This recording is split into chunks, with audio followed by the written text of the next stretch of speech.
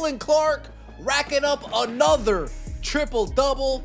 The Indiana Fever beating the Portland Fire, and Sophie Cunningham walking into the belly of the beast in Portland, getting booed and shoving those boos straight up their ass. When you walk into a hostile arena on the road in the WNBA, everybody knows the environment is going to test your resolve.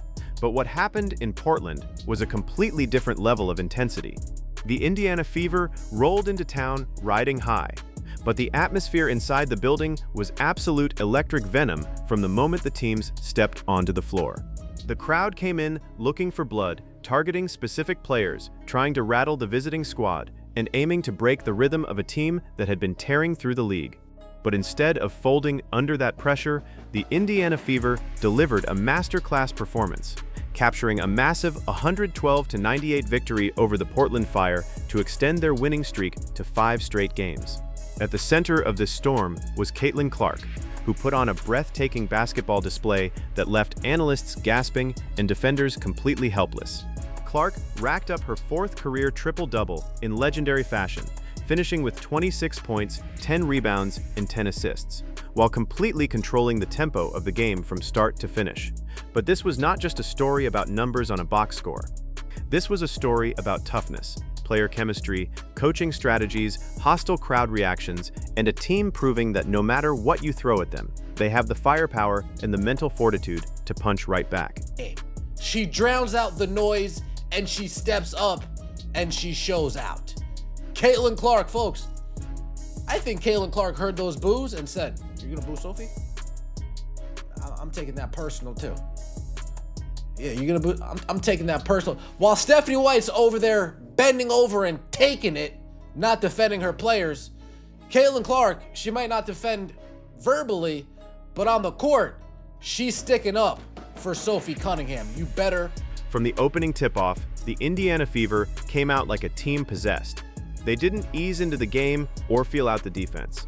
They immediately blitzed the Portland Fire with relentless pace and razor-sharp execution. Indiana poured in 27 points in the first quarter alone, setting an aggressive tone and letting Portland know right away that their home court advantage wasn't going to intimidate anyone. The ball movement was crisp, the transitions were lightning fast, and Clark was orchestrating everything like a veteran maestro. Every time Portland tried to set their defense, Clark pushed the tempo ahead, catching defenders out of position and finding wide-open options across the floor. By the second quarter, Indiana's offensive onslaught escalated even further, putting up 29 points and extending their advantage to as much as 18 points. It felt like the Fever were on the verge of turning the night into a complete blowout before halftime. The speed at which Indiana operated forced Portland into desperate defensive adjustments, but Clark's court vision made every double team look like a trap for the defense rather than the offense. What made Clark's performance so remarkable was her absurd efficiency and complete control of the game flow. Scoring 26 points in a high-stakes WNBA game is impressive on its own, but doing it on just 9 field goal attempts is unheard of. Clark systematically dismantled Portland's perimeter defense by reading their aggressiveness and using it against them. Every time defenders tried to press up high or jump her passing lanes, she drew contact, drew whistles, and marched to the free throw line. Clark finished the night with an unbelievable 17 free throw attempts, showing a level of physical composure and savvy that kept the clock stopping and the scoreboard ticking in Indiana's favor. On top of that, she pulled down 10 rebounds and handed out 10 assists while committing just 4 turnovers, despite handling the ball on virtually every single possession. Many analysts and fans watching the broadcast noted that if Clark hadn't spent parts of the fourth quarter actively searching for her teammates to complete her triple-double, she easily could have walked out of the building with 35 points and 15 assists. There were moments late in the game where Clark delivered absolute dimes inside to teammates like Aaliyah Boston, only for the play to turn into a secondary pass or a missed finish at the rim. Yet, Clark remained focused, keeping her foot on the gas and ensuring Indiana never surrendered control of the contest. Look at some of the footage, shall we? Impossible angle. This pass is nasty. Look at this dime. Look at this dime. Caitlin Clark, head up, Kelsey cuts. Look at this. In between, so she's passing in between 3 players before the ball even leaves her hand. And then, whoop, it passes a 4th by the time it gets to Kelsey. Caitlin Clark made a pass to Kelsey Mitchell that passed 4 Portland Fire players before it got to Kelsey Mitchell's hands. Nasty work for CC22. Caitlin Clark. One play in particular highlighted the transcendent vision that Clark possesses on the basketball court. Moving down the floor with her head up, sizing up the defense before she even crossed midcourt, Clark saw Kelsey Mitchell making a sharp backdoor cut toward the baseline. Portland had 4 defenders stacked in the paint, creating what looked like an impenetrable wall of bodies. But before the ball even left Clark's hands, she anticipated the defensive momentum and fired a pass through an impossible needle-eye angle. The ball zipped directly between 3 Portland defenders, skipped past a 4th, and landed right into Mitchell's hands for a smooth finish. It was the kind of pass that leaves opposing coaches shaking their heads in disbelief because no scouting report can prepare a team for that level of spatial awareness and precision. Clark wasn't just scoring. She was elevating everyone around her and making high-level highlight plays look like fundamental drills. That little skip dribble she does as she sizes up her opponents, up, in between, step back, 3, right in your face. You ain't guarding that. You ain't guarding that. And you know what? She lets them know right after. She lets them know, you can't guard that shit. You can't guard that. In that first half, Caitlin Clark was jawing something crazy. She was talking wild jump. Beyond her passing brilliance, Clark brought a fierce edge to the floor that ignited her teammates and silenced the Portland crowd. Whenever Indiana needed a dagger bucket to kill a Portland rally, Clark took matters into her own hands. In one sequence, she pulled up near the perimeter, hit the defender with her signature skip dribble to measure the spacing, and then uncorked a step-back three-pointer from deep behind the line right in the defender's face. As the ball splashed through the net, Clark didn't just trot back on defense. She let the defender and the Portland bench hear about it, talking wild trash and letting everyone in the building know that they couldn't guard her. Analysts and fans quickly pointed out that Clark seemed to feed off the hostile energy in the arena. Watching her teammate Sophie Cunningham get relentless hostility from the Portland crowd appeared to light a fire under Clark. She took the disrespect personally, elevating her intensity and playing with a chip on her shoulder that set the standard for the rest of the squad. That competitive fire was evident in every facet of Clark's game, including her relentless drives to the rim. Near the end of a quarter, with the clock winding down, Clark drove straight into the heart of the Portland defense for a clutch, buzzer-beating play. Despite taking massive physical contact in midair from multiple defenders, she absorbed the hit, adjusted her body, and flipped the ball off the glass and in. Incredibly, the referees swallowed their whistles and blew the call, failing to award what should have been an obvious and won opportunity. Yet Clark didn't let the missed call distract her. She popped right back up, locked back in defensively, and continued to dominate the game.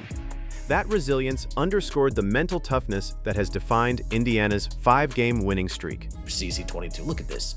Disgusting. Disgusting.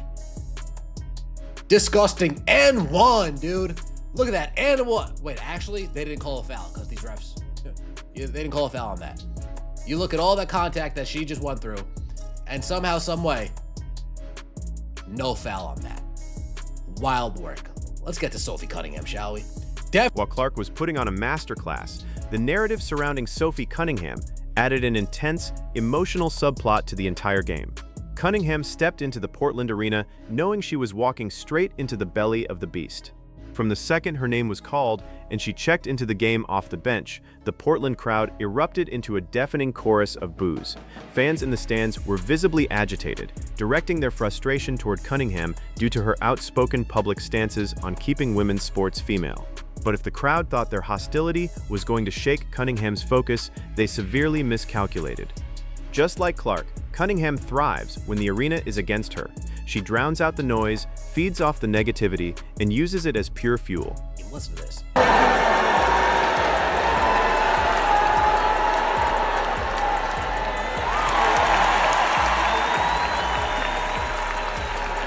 Checking into the game, goalkeeper Sophie Cunningham.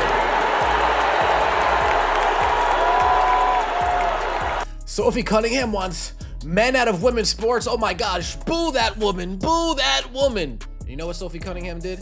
First time she touched the ball. Loses the handle right to Sophie Cunningham. She said, eat that. As soon as The very first time Cunningham touched the ball after checking into the game, Portland's defense made a mistake, losing the handle right near her. Cunningham scooped up the loose ball, stepped back behind the arc without an ounce of hesitation, and let it fly. Bang, swish. As the ball ripped through the net to silence the arena, Cunningham turned directly toward the crowd and yelled, "Eat that."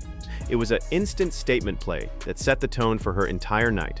Cunningham went on to deliver a stellar performance off the bench, finishing with 13 points on 3 for 5 shooting from three-point range, along with 3 assists and 2 steals. Her defensive grit and timely shot-making gave Indiana a massive spark whenever the starters rested. Over her recent stretch of games, Cunningham has been on absolute fire, averaging 12 points per game while shooting a ridiculous 67% from three-point land. Her toughness has become a vital component of Indiana's identity, proving to fans and opponents alike that booing her only makes her stronger. Later in the contest, Cunningham struck again from deep, proving that her first quarter dagger was no fluke. Catching a pass in the corner with a defender closing out hard, she launched another smooth three-pointer right over the outstretched hand of the defense.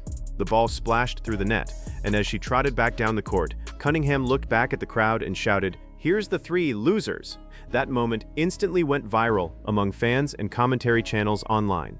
The sheer confidence and unapologetic swagger displayed by Cunningham epitomized the fearless mindset that head coach Stephanie White and the Fever have built during this streak.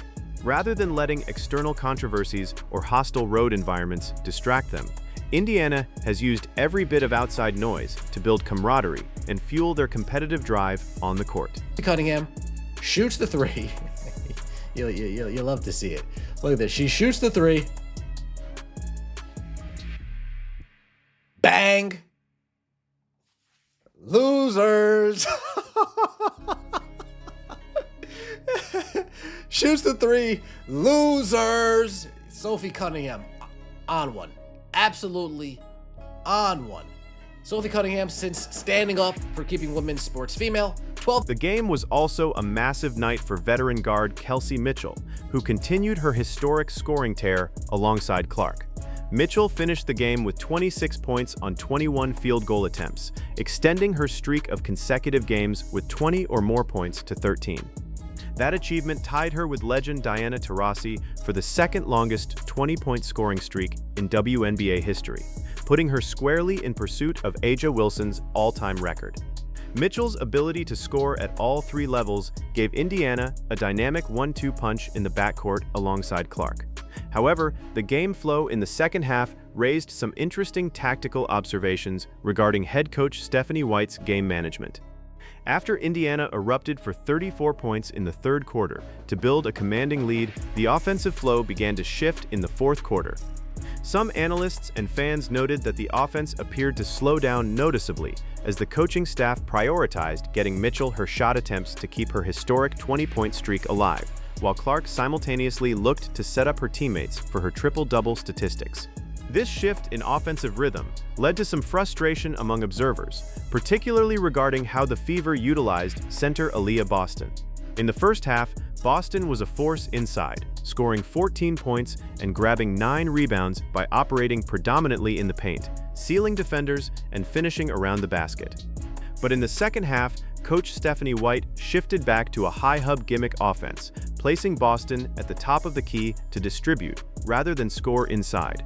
While Boston executed several great hockey assists, passing the ball out to shooters like Mitchell after receiving feeds from Clark, it pulled Indiana's best interior scoring threat away from the hoop. This tactical choice allowed Portland to hang around longer than they should have, especially as Lexi Hull struggled on the perimeter. Hull had a rough night, finishing with more fouls than points. Yet, as analysts pointed out, Coach White faces a lineup dilemma. Moving Cunningham into the starting unit to replace Hull would leave the bench completely depleted of proven perimeter scoring, forcing Hull to remain in her starting role while Cunningham provides the bench punch. Meanwhile, frontcourt contributor Monique Billings stepped up huge for Indiana, providing 15 points and 7 rebounds in a gritty, high-energy performance. Billings fought for second-chance opportunities, contested shots in the paint, and gave the Fever crucial toughness inside when Portland tried to make a push. Additionally, rookie forward Michaela Timpson delivered one of the most encouraging performances of the night. Timpson poured in 15 points and grabbed 3 rebounds, displaying exceptional touch and fundamental footwork around the basket. In fact, multiple commentators noted that outside of Caitlin Clark herself, Timpson has quickly become the player on the Fever roster that fans have the most faith in to consistently finish basic, fundamental layups around the rim, even when taking heavy contact in traffic. Her development gives Indiana a reliable inside scoring option that complements Clark's elite passing. Even with Ty Harris having a quiet night on the floor, she played solid positional defense and avoided making negative mistakes, allowing Indiana's core stars to carry the load. In the end, the Indiana Fever's 112-98 victory over the Portland Fire was a resounding statement to the rest of the WNBA. Caitlin Clark's 26-point, 10-rebound, 10-assist triple-double showed once again why she is a generational floor general, capable of dominating games without even needing to take 10 shots. Sophie Cunningham's 13-point outburst proved that hostile crowds only feed Indiana's competitive fire. Kelsey Mitchell's 13th consecutive 20-point game cemented her place in the history books alongside Diana Taurasi. Despite minor tactical hiccups in the second half, the Fever showed that their chemistry, talent, and sheer mental toughness make them one of the most dangerous teams in the league. As they ride this 5-game winning streak into their next matchup, one thing is abundantly clear. If you come at the Indiana Fever, you better bring everything you've got, because this team is ready to drown out the noise and leave everything on the floor.